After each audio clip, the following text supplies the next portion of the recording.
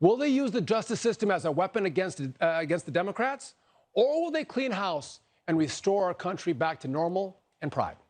All right, Mike Davis is the president of the Article 3 Project, and he joins me now. Mike, good to see you. I want to go to this issue of the warrant with you because Merrick Garland, in his statement a few days ago, he said that there's a standard practice and they narrowly tailor warrants in scope. But now that we've seen the warrant, we see that this was basically anything under the sun. Look for fruits of a crime and get any location where there's a piece of paper.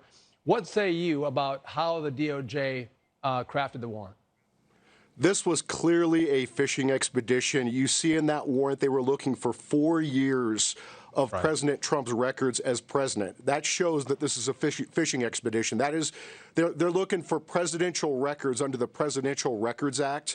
There is not a criminal component to the Presidential Records Act. That is former presidents have routine disputes, disagreements with the bureaucrats in the National Archives. This is the fact that they sought a home warrant here from a biased judge, this U.S. Magistrate Judge Bruce Reinert, down in West Palm Beach, Florida. This is the same magistrate judge who just recused from President Trump's lawsuit with Hillary Clinton 6 weeks ago. This is the same judge that had a 2017 Facebook post where he personally criticized President Trump's character. If he thought he was too biased to decide Trump's case against Hillary Clinton 6 weeks ago, how did that judicial bias go away in 6 weeks? This is not, the fact that they went to this home raid is so unprecedented, so unnecessary and unlawful. And taking documents that are covered by executive privilege, but more importantly, attorney-client privilege is outrageous. But I want to get your take on this.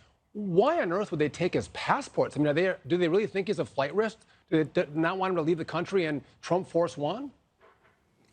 Maybe is he going to escape from his Secret Service entourage and get on Don Jr.'s plane and go somewhere? And this is ridiculous. What we have seen with this raid, it is a pretext. It is a political charade. They're just trying to get Trump here. So I think a lot of Americans want to know, how do we deal with the FBI and the DOJ? We want law enforcement to keep us safe, but when you see law enforcement becoming this political, you have to rein it in somehow. So do you separate, break up the DOJ and the FBI? Do you just do massive oversight? Do you fire people and bring new people in, get rid of their union? What do we have to do to clean this massive mess up and make sure that the justice in those departments are blind? I think it's very important that Republicans show up this November and vote, because we need a check in the House and the Senate. And my former boss, Senator Chuck Grassley, will become the Senate Judiciary Chairman again if Republicans win back the Senate.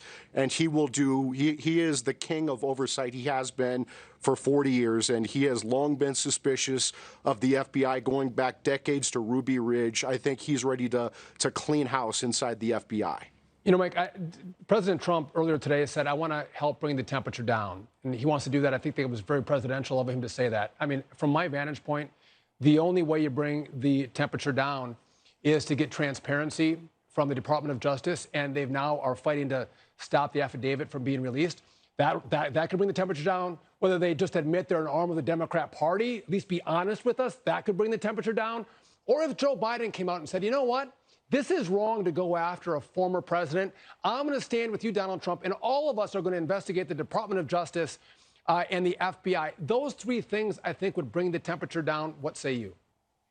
Yeah, I mean, just with this affidavit, they have been illegally, selectively leaking grand jury material. There was a Newsweek piece earlier, several days ago, where they said that the grand jury found that Trump had committed a crime. And that same piece, they said inaccurately that Attorney General Merrick Garland did not approve this raid. Well, he had to come out and admit that he approved this raid.